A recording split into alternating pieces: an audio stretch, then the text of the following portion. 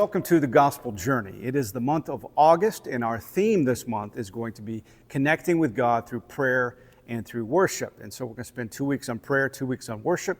Today, we're going to talk about this idea, how to pray. How do you pray? I grew up in church, and I think I always saw prayer as this very formal exchange between us and God. And so it's sort of, you approach it like a job interview or a classroom presentation. So it's very buttoned up, and you have to make sure to mind your P's and Q's.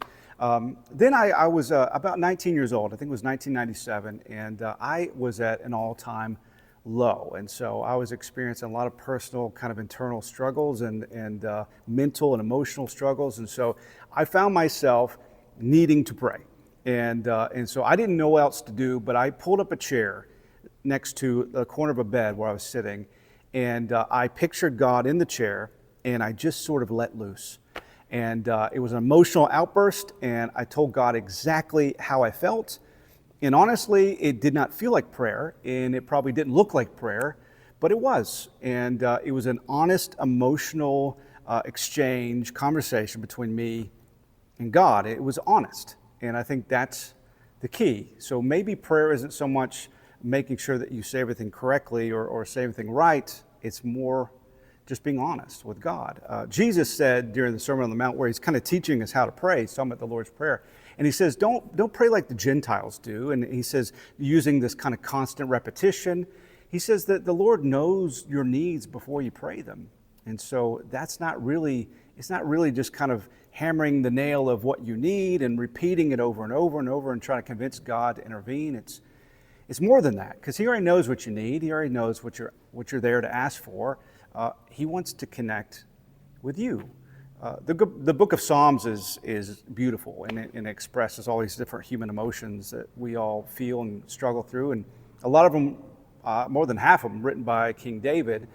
And his seem to be just really honest. And some he's praising God, he's thanking God, he's celebrating what God is doing. And other ones he's just desperately crying out.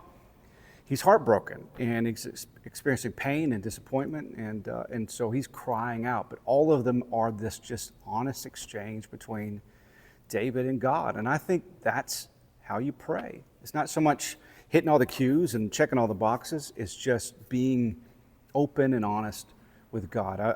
I'm a big C.S. Lewis fan, and I'll close with this. There's a beautiful quote where C.S. Lewis talks about prayer, and he says, "I pray because I can't help myself. I pray because I'm helpless. I pray because the need flows out of me all the time, waking and sleeping. It doesn't change God, it changes me.